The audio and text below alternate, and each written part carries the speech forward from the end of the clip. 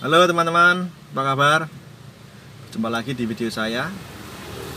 Selamat pagi, siang, sore, atau malam, tergantung kapan kalian melihat video ini ya.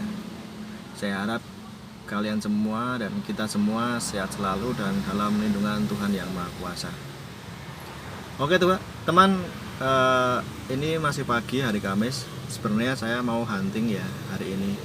Tadi cuaca sempat panas terik di pagi hari, namun sekarang tiba-tiba cuaca berubah drastis 180 derajat, mendung, tapi belum turun hujan, tapi kemungkinan turun hujan ini sangat besar. Jadi tampaknya hari ini nggak bisa hunting lagi, maka saya videonya video indoor aja. Kali ini saya akan membahas tentang sabun cucu yang sudah lama nggak saya update. Menanggapi juga banyak pertanyaan yang di kolom komentar di beberapa video yang tentang sabun cucu, banyak sekali yang masih belum tahu apa dan bagaimana sabun cucu, karena mungkin mereka cuma melihat sepotong video saja ya, dan tidak full sampai selesai menontonnya, jadi masih banyak yang tidak mengerti. Maka akan saya ulas lagi, saya jelaskan tentang sabun cucu itu dan posisi saya itu sebagai apa. Oke, mari kita simak saja ya. Oke, seperti yang kalian lihat di depan kalian ini adalah produk cucu varian karbol. Jadi saya tidak akan membahas ini secara spesifik ya. Deskripsi karbol kan teman-teman udah tahu semua, karbol itu kegunaannya untuk apa. Namun saya hanya ingin jawab salah satu pertanyaan dari teman-teman yang masuk di kolom komentar terutama ya, bahwa banyak yang menanyakan, minta join, minta kalau mau usaha kayak gini gimana, terus dan sebagainya ya. Secara garis besarnya begitu. Oke, saya akan memperjelas lagi bahwa saya ini lokasi di Jogja teman-teman ya.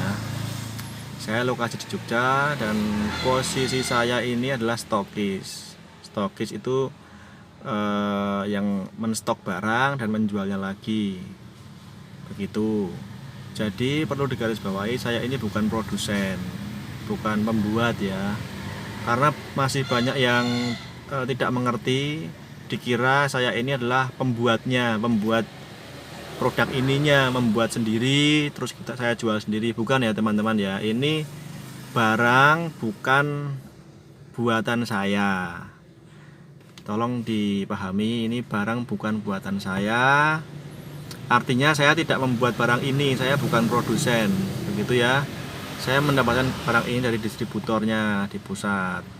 Nah, posisi saya di Jogja sebagai stokis. Jadi pengiriman barang ini dari Cikarang menuju ke Jogja. Nanti ada videonya juga, pengiriman barangnya itu dari Cikarang ke Jogja, prosesnya seperti apa, begitu ya teman-teman ya. Dan saya hanya mengcover wilayah Jogja dan sekitarnya saja teman-teman ya. Jadi Jogja meliputi Kabupaten Sleman, Bantul, Gunung Kidul, Kulon Progo, Jogja Kota, dan kota-kota sekitarnya seperti Solo, Klaten, Magelang, Purworejo, Kebumen, begitu. Nah, kalau di luar kota itu saya terus terang tidak bisa mengcover teman-teman, karena nanti berat atau besar di ongkirnya, besar di ongkosnya pengiriman daripada harga barangnya. Harga barangnya sekian, nanti ongkirnya melebihi harga barang, kan jadi nggak masuk bagi teman-teman ya. Jadi seperti itu. Ini hal yang basic yang perlu saya tekankan lagi. Untuk di luar itu mohon maaf, saya nggak bisa cover, atau mungkin saya bisa cover nanti dengan ongkir. Nah, tinggal teman-teman setuju atau enggak. Kalau misal ongkirnya sekian, nanti kan harga jualnya jadi lebih tinggi, kira-kira seperti itu teman-teman ya. Jadi mohon maaf kalau yang di luar lokasi yang saya sebutkan tadi saya nggak bisa cover. Banyak teman yang minta nomor WA saya atau menghubungi saya sekedar menanyakan produk, terus pengiriman keluar, bahkan yang keluar pulau juga teman ya. Ada yang keluar Pulau Jawa, misal ke Makassar atau ke Kendari atau ke mana, pernah juga ke Medan, Aceh juga pernah. Saya belum sampai ke level itu teman-teman, saya hanya Jogja dan sekitarnya saja ya. Mungkin teman-teman mengira ini barangnya saya produksi sendiri dan saya punya cabang banyak di seluruh Indonesia. Bukan seperti itu teman-teman ya. Jadi ini barang ini adalah barang dari PT Millennium Manunggal, pabrik ya, ini barang buatan pabrik yang beralamat di Bogor, Gunung Putri ya. Namun saya mendapatkan dari distributor di Cikarang. Saya tidak bisa ambil dari pabrik langsung ya. Kalau ngambil dari pabrik langsung itu karena harus bersyarat teman-teman ya. Bersyarat paling enggak yang bisa ngambil ke pabrik itu harus berbadan hukum. Harus berbadan hukum dan modalnya juga harus, ya tahu sendirilah, nggak mungkin sedikit ya. Begitu teman-teman ya. Jadi saya hanya level menengah ke bawah lah untuk usaha ini.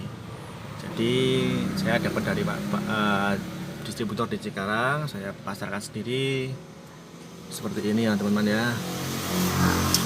Jadi harap dimengerti bagi teman-teman yang belum paham tentang sabun cucu.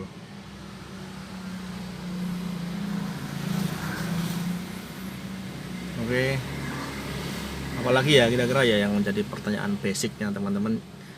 Sebenarnya ini agak mengulang-ulang sih video ini ya, sebenarnya mengulang-ulang video sabun cucu yang sebelumnya. Tapi karena ini memang harus saya jawab melalui video karena banyak, walaupun sudah saya ulang-ulang, belum banyak yang mengerti. Karena menonton videonya hanya sepotong-sepotong, nggak sampai selesai dan masih banyak yang belum paham tentang usaha ini. Jadi mengira saya adalah pabriknya atau produsennya, seperti itu. Banyak yang menyangka seperti itu ya. Jadi ini saya luruskan kembali.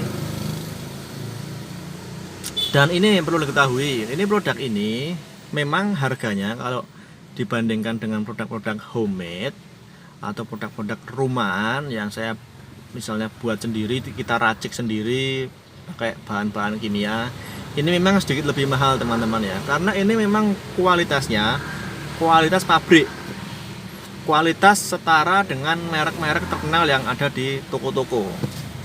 Bisa teman-teman buktikan sendiri ya, merek terkenal itu apa aja, kalian tahu sendirilah apa aja merek terkenal ya. Nah ini kualitasnya sama plek, sama persis seperti itu ya. Semua variannya, baik cuci piring, baik deterjen, baik karbol, pembersih lantai, pembersih kaca, softener, pelicin, itu kualitasnya plek atau sama persis. Kalau orang Jawa bilang plek itu sama persis ya, sama plek. Nah, gitu. Jadi untuk yang produk homemade memang harganya lebih murah. Nah, tinggal teman-teman kalau mau memulai bisnis, mau sasarannya konsumennya di mana.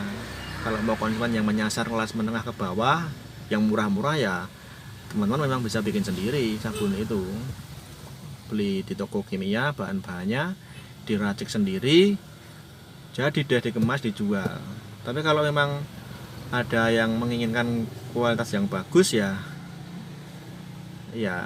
itu sebagai segmen yang lain teman-teman ya.